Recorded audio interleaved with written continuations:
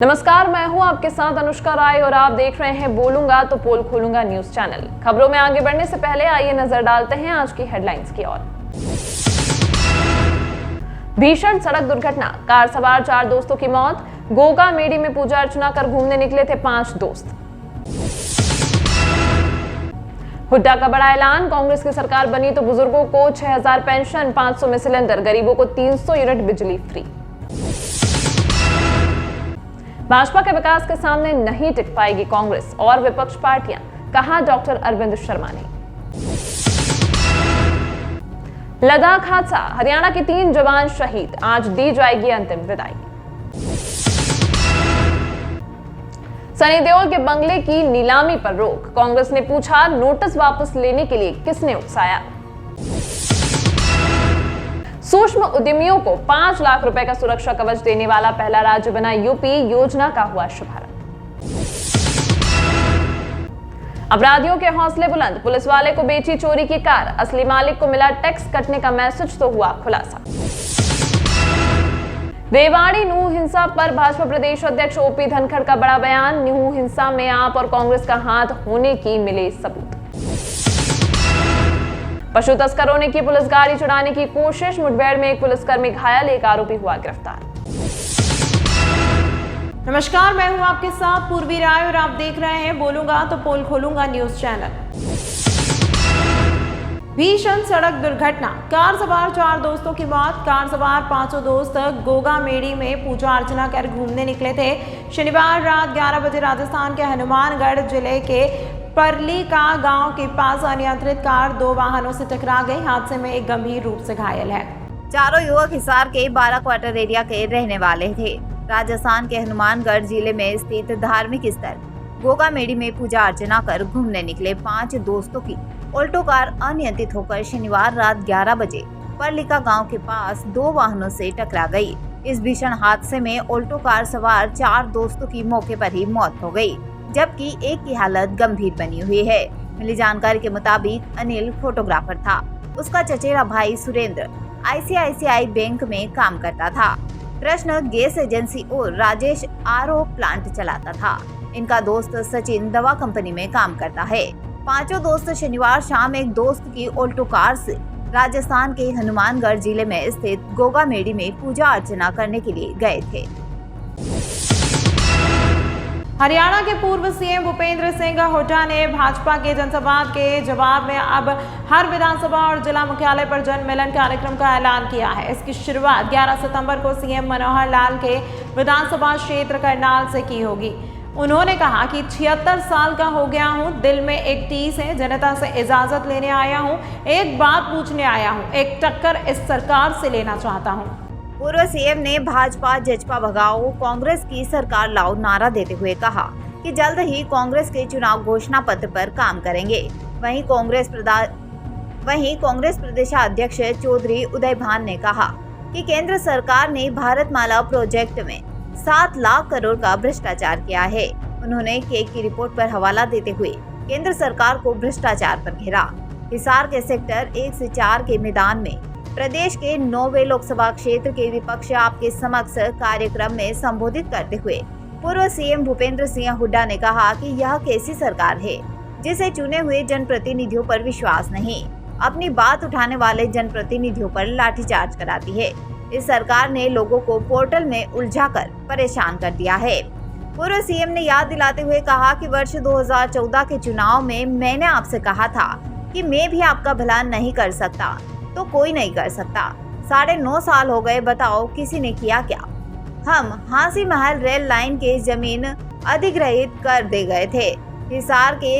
हिसार में घरेलू एयरपोर्ट के लिए लाइसेंस दिलाकर छोड़कर गए थे। भाजपा जजपा सरकार इन्हें भी पूरा नहीं करा सकी। पूर्व मुख्यमंत्री और कांग्रेस नेता भूपेंद्र सिंह हुड्डा ने कहा कि राज्य में हमारी सरकार बनने तो हम बुजुर्गों की पेंशन 6000 रुपए प्रति माह करेंगे। गैस सिलेंडर 500 रुपए में दिला जाएगा। दलितों और पिछड़ों को 100 गज के प्लांट दिए जाएंगे। पिछड़े वर्ग की क्रीमी लेयर 6 लाख से बढ़ाकर 10 लाख रुपए की जाएगी। गरीब परिवारों को 300 यूनिट मुफ्त बिजली दी जाएगी। हाथ से काम करने वाले कारीगरों को 5% पर लोन, 2 लाख पक्की सरकार नौकरी और पहले कैबिनेट में ओल्ड पेंशन स्कीम को शुरू कराएंगे। केंद्र कांग्रेस के प्रदेशाध्यक्ष चौधरी उदयभान ने जनता से पूछा कि 15 लाख रुपए खाते में, 2 करोड़ नौकरी हर साल, 100 दिन में महंगाई कम, 100 दिन में काला धन वापस, किसानों की आय दुगनी, हवाई चप्पल वाले को हवाई जहाज में यात्रा करने के वादे पूरे हो गए क्या? उन्होंने कहा 9.5 साल बाद आज तराजू लेकर तोलने का समय है। जब राहुल गांधी लोकसभा में अडानी का रिश्ता पूछा तो उन पर लांछन लगाने का प्रयास करते हैं। 7 लाख करोड़ का घोटाला किया, चौधरी उदयभान ने केक की रिपोर्ट का हवाला देते हुए केंद्र सरकार को भ्रष्टाचार पर घेरा। उन्होंने कहा कि आयुष्मान योजना में 9.85 लाख लोगों के फर्जी कार्ड बनवाकर घोटाला किया। भारतमाला प्रोजेक्ट 7 लाख करोड़ का घोटाला किया। द्वारका एक्सप्रेस वे में प्रति किलोमीटर की सड़क पर 18 करोड़ खर्च होने थे, जबकि बदले में 250 करोड़ खर्च कर करोड़ों के घोटाले किए गए। 9.5 साल में 40 पेपर लीक का रिकॉर्ड। कांग्रेस प्रदेशाध्यक्ष ने प्रदेश सरकार को पेपर लीक मामले में घेरते हुए कहा कि सरकार ने 9.5 साल में 40 पेपर लीक का रिकॉर्ड बनाया। पोर्टल से 10 लाख गरीबों के पेंशन कार्ड काटने, 5 लाख बुजुर्गों की पेंशन काटने, 4,800 स्कूलों को बंद करने का रिकॉर्ड बनाया है। केंद्र सरकार की ओर से प्रदेश में 1.38 लाख प्रधानमंत्री आवास योजना के मकानों को बनवाने के बजाय गरीबों का हक छीनकर उन मकानों वापस लौटने का रिकॉर्ड बनाया है। आज मैं कोई आपसे वोट मांगने नहीं आया, मैं तो आपकी बात सुनने आया हूँ और कुछ बात कहने आया हूँ। बात मैंने सुनी, सभी वर्गों की सुनी, मेरे दिल में टीस, क्या टीस है कि 2014 में जो मेरा हरियाणा प्रति व्यक्ति आय, प्रति व्यक्ति निवेश, नौकरी देने में, कानून व्यवस्था में पूरे देश में नंबर 1 था, आज मेरा देश किस चीज में नंबर 1 हो गया भाई? प्रदेश आज 9 साल में कहां पहुंच गए हम? आज हमारा प्रदेश नंबर 1 हो गया बेरोजगारी में, महंगाई में, अपराध में, भ्रष्टाचार में और सरकार पर, हरियाणा पर कर्जे में। जैसे बताया 4.5 लाख करोड़ कर्जा है हमारे प्रदेश पे। सारे आंकड़े सभी साथियों ने दिए आपके सामने। आपको मालूम है कि महंगाई का कहां पहुंच गई, डीजल का क्या भाव था और आज क्या भाव है। आज किसी भी वर्ग को देखो, किसी से बात कर लो आप, हर वर्ग इस सरकार से, मौजूदा सरकार से, बीजेपी जेजेपी से विमुख हो चुका है। आप किसी को देख लो, क्या परिस्थिति हो गई आज मेरे हरियाणा की। अरे मैं स्कूल में जाऊं तो वहां मास्टर नहीं, अच्छा अस्पताल में जाऊं तो डॉक्टर नहीं, दफ्तर में जाऊं तो कर्मचारी नहीं, थाने में जाऊं तो पुलिस नहीं। कोई अब अपराध में आप बहुत आगे जा रहे हैं, तो क्या होगा युवा के साथ? क्या हो रहा है हमारे युवाओं के साथ? बेरोजगारी में एक चला दिया कौशल रोजगार निगम, वो केवल युवाओं के भविष्य में जो है अंधकार डालने का काम कर रहा है। कोई पक्की नौकरी नहीं दे रहा, कच्ची नौकरी देते हैं। तो ये आपके सामने है। आज कहीं भी जाऊं, चाहे कहीं तो भाई पंचायत में इलेक्शन नहीं हुए थे, फिर पंचायत के इलेक्शन कराए, छोटी सरकार बनाई तो वहां पंचकुला में लठों से पीट दिए वो। क्यों? ईट एंड ड्रिंक, कोई अधिकार नहीं। अरे वो सरकार के आज जो अपने चुने हुए नुमाइंदे पर विश्वास ना करे।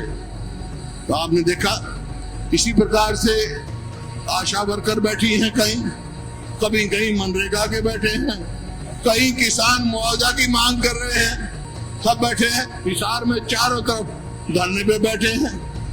कोई एयरपोर्ट के रास्ते के लिए रास्ता ही बंद कर दिया, उस पे बैठे हैं। कोई मुआवजा नहीं मिला, उसके लिए मांगे हैं।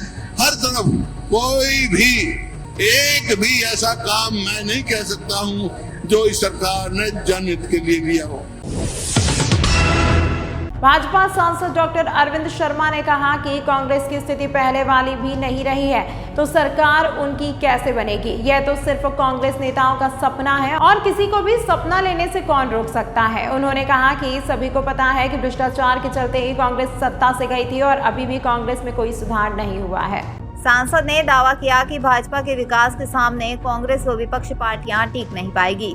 इसके अलावा सांसद ने फिर दावा किया कि 2024 में केंद्र व प्रदेश में भाजपा की ही सरकार बनेगी।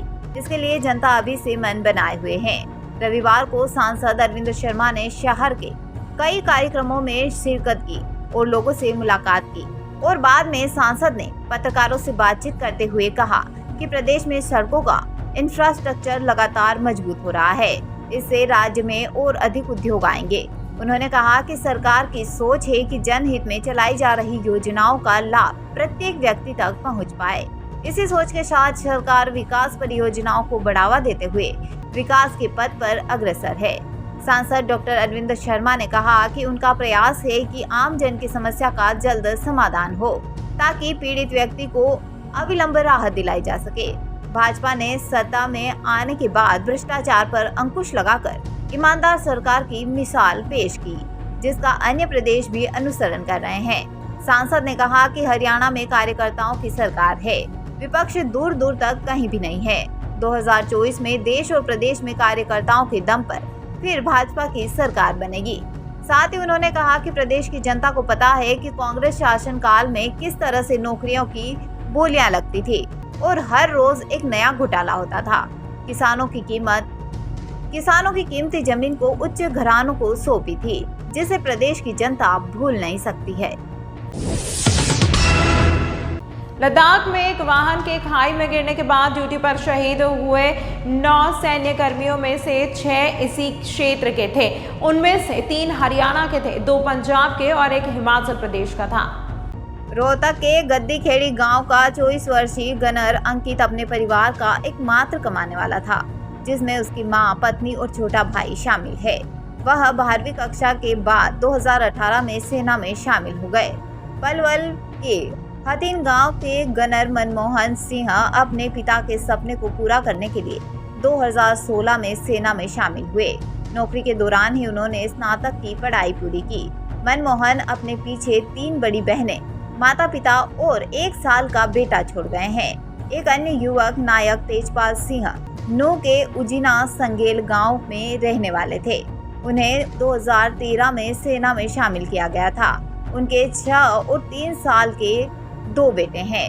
गंभीर रूप से घायल जवान अनुज कुमार को, जो डिगाना जिंद के रहने वाले हैं, 2021 में सेना में शामिल हुए। अनुज के चाचा राजवीर ने कहा उनके पिता विजेंद्र भी एक सेना के जवान थे और लगभग 10 साल पहले ड्यूटी पर उनकी मृत्यु हो गई थी। गंभीर रूप से घायल सिपाही अनुज कुमार जिंद जिले के डिगाना गांव का रहने वाला है। वह 2021 में सेना में शामिल हुए। अनुज के चाचा राजवीर ने कहा कि अनुज के पिता विजेंद्र भी सेना के जवान थे और लगभग 10 साल पहले ड्यूटी पर उनकी मृत्यु हो गई थी।